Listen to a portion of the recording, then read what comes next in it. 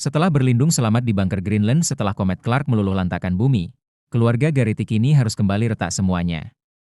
Mereka menempuh perjalanan berbahaya melintasi daratan Eropa yang telah menjadi puing-puing demi mencari rumah baru.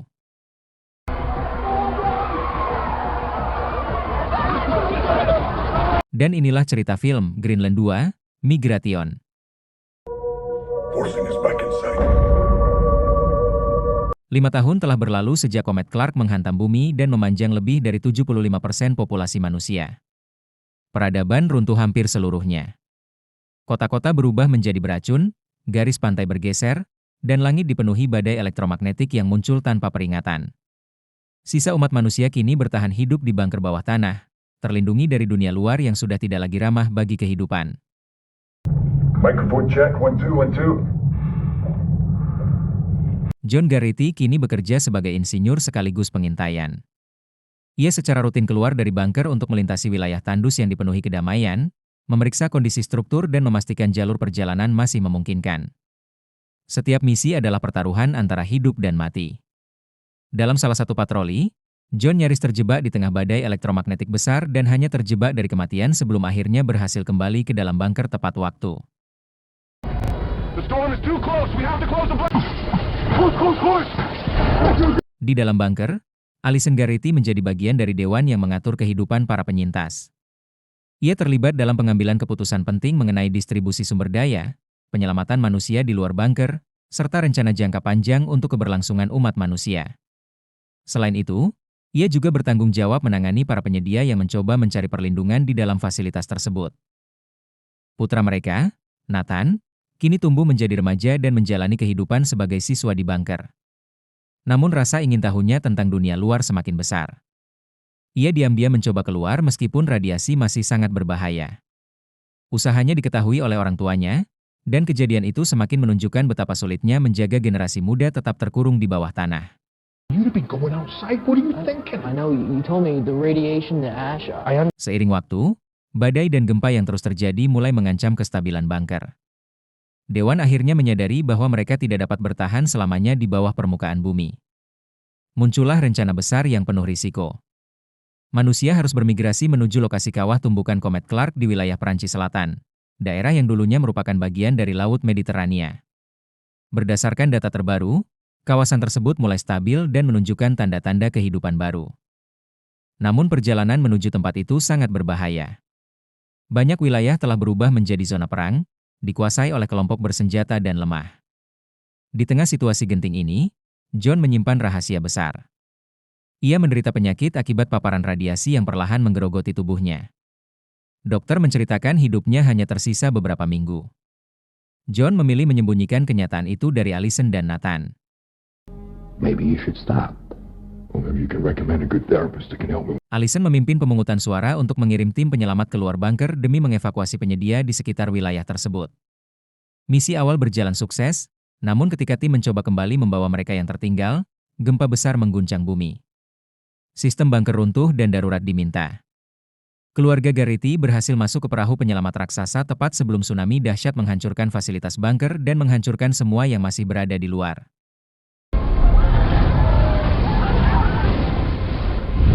Perahu mereka terdampar di wilayah Liverpool yang sudah porak-poranda. Para penyertanya berusaha masuk ke bunker lain. Keluarga Garrity diizinkan masuk karena memiliki lencana identitas. Namun seorang rekan yang kehilangan lencananya mencoba memaksa masuk dan ditembak mati oleh penjaga. Kepanikan pun pecah di mana-mana.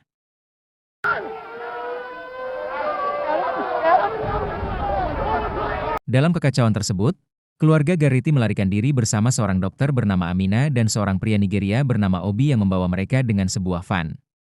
Saat mereka berhenti di hutan untuk beristirahat, hujan meteor tiba-tiba menghantam kawasan itu. Mereka berpegangan pada pepohonan untuk bertahan hidup.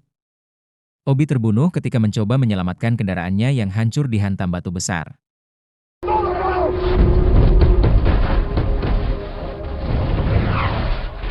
Mereka kemudian berlindung di rumah seorang kenalan lama bernama Mackenzie di London.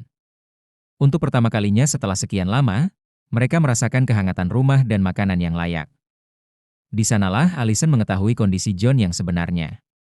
Ia hancur saat menyadari desahan suaminya dan hanya memiliki waktu hidup yang singkat. Allison memohon agar mereka tinggal dan menghabiskan sisa waktu bersama, tetapi John menolak. Ia ingin memastikan bahwa istri dan keluarganya mencapai tempat yang lebih aman meskipun ia sendiri mungkin tidak akan selamat. Okay. Perjalanan dilanjutkan dan mereka diserang oleh kelompok bersenjata ringan. Dalam baku tembak yang brutal, Amina tewas. John berhasil melindungi keluarganya dengan membunuh para penyerang. Mereka menguburkan Amina secara sederhana sebelum melanjutkan perjalanan dengan perasaan kehilangan yang mendalam.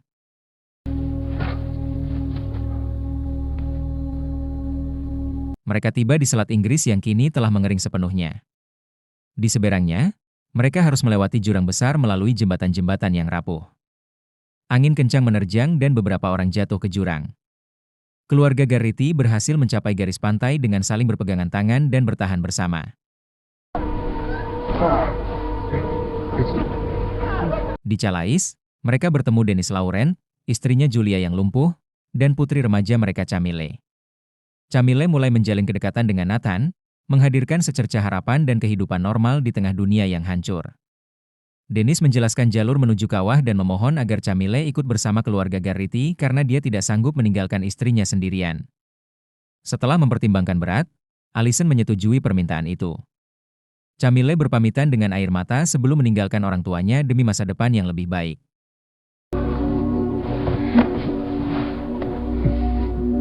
Saat melewati garis depan zona perang, mereka mengetahui bahwa orang yang diharapkan membantu mereka meninggal dunia. John memohon kepada pasukan yang berjaga dan akhirnya diizinkan lewat dengan peringatan bahwa medan di depan sangat berbahaya. Mereka berhasil mencapai sebuah bus penyedia transportasi, namun dihentikan oleh kelompok pemberontak. John habis-habisan demi keluarganya, membunuh para penyerang, tetapi ia terkena tembakan di bagian perut. Oh my God! Dad! Dengan sisa tenaga yang ada, John membawa Allison, Nathan, dan Camille hingga ke tepi kawah Clark yang kini berubah menjadi oasis berkilau, simbol awal peradaban baru. Di sana, John akhirnya roboh. Ia menghabiskan saat-saat terakhirnya bersama Allison dan Nathan dalam keheningan penuh cinta. John Garrity meninggal dunia tepat di ambang harapan baru bagi umat manusia.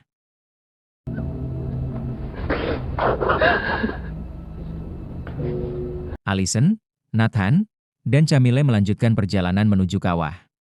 Dalam narasi terakhirnya, John berbicara kepada Nathan, menyampaikan pesan tentang harapan, keberanian, dan masa depan yang lebih baik. Dunia lama memang telah berakhir, namun kemanusiaan masih mempunyai kesempatan untuk bangkit kembali.